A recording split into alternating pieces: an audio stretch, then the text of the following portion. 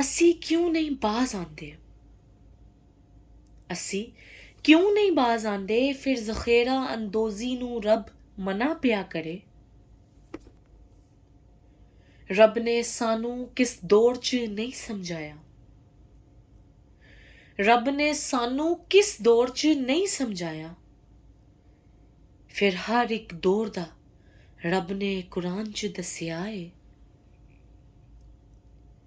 ਈਸਾ, ਮੂਸਾ, ਯੂਸਫ ਕਈ ਦੌਰ ਨੇ ਦੱਸੇ। ਈਸਾ, ਮੂਸਾ, ਯੂਸਫ ਕਈ ਦੌਰ ਨੇ ਦੱਸੇ। ਫਿਰ ਹਰ ਇੱਕ ਦੌਰ 'ਚ ਰੱਬ ਨੇ ਇਸ ਕੰਮ ਤੋਂ ਮਨਾ ਕੀਤਾ ਏ।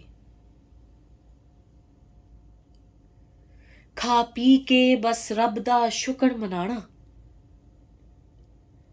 ਖਾ ਪੀ ਕੇ ਬਸ ਰੱਬ ਦਾ ਸ਼ੁਕਰ ਮਨਾਣਾ। ਫਿਰ ਆਉਣ ਵਾਲੇ ਵੇਲੇ ਕਰੀਦਾ ਰੱਬ ਤੇ ਯਕੀਨ ਵੀ ਰੱਖਣਾ ਹੈ। ਰੱਬ ਨੇ ਸਾਨੂੰ ਮਨਸਲਵਾ ਵੀ ਭੇਜਿਆ।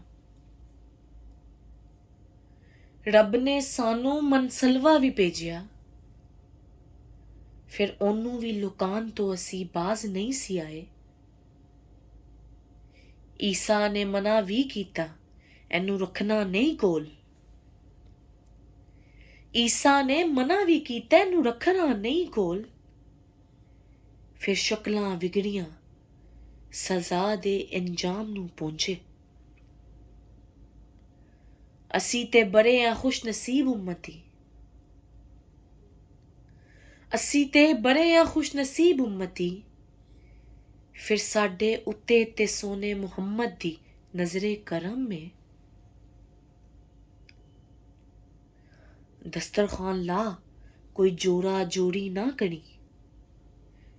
ਫਿਰ ਸਾਨੂੰ ਇਬਰਾਹੀਮ ਵਾਲਾ ਕੰਮ ਵੀ ਦਿੱਤਾ ਏ। ਸ਼ਾਹ ਜੀ ਨੇ ਦੱਸੇ ਹਸਨ ਜਾਵੇਦ ਨੂੰ ਦਸਤਰਖਾਨ ਦੇ ਕਮਾਲ।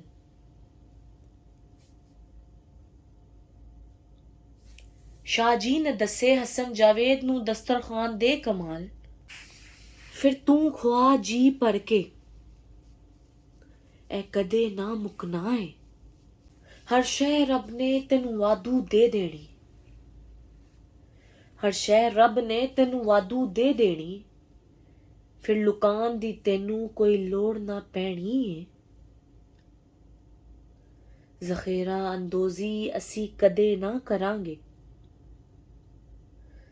ਜ਼ਖੀਰਾ ਅੰਦੋਜ਼ੀ ਅਸੀਂ ਕਦੇ ਨਾ ਕਰਾਂਗੇ।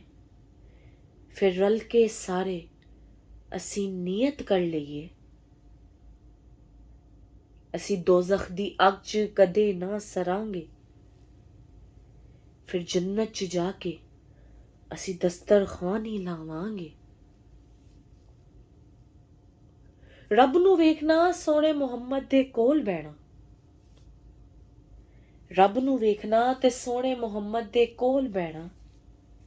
ਫਿਰ ਜੋ ਚਾਹਣਾ ਅਸੀਂ ਉਹੀ ਖਾਣਾ ਏ।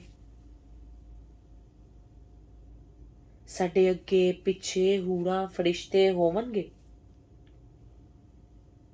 ਸਾਡੇ ਅੱਗੇ ਪਿੱਛੇ ਹੂਰਾਂ ਫਰਿਸ਼ਤੇ ਹੋਵਣਗੇ। ਫਿਰ ਸਾਡੀ ਮਰਜ਼ੀ ਹੋਣੀ, ਅਸੀਂ ਕਿਹਨੂੰ ਆਪਣਾ ਹੁਕਮ ਸੁਣਾਣਾ ਏ। ਅਸੀਂ ਕਿਹਨੂੰ ਆਪਣਾ ਹੁਕਮ ਸੁਣਾਣਾ ਏ।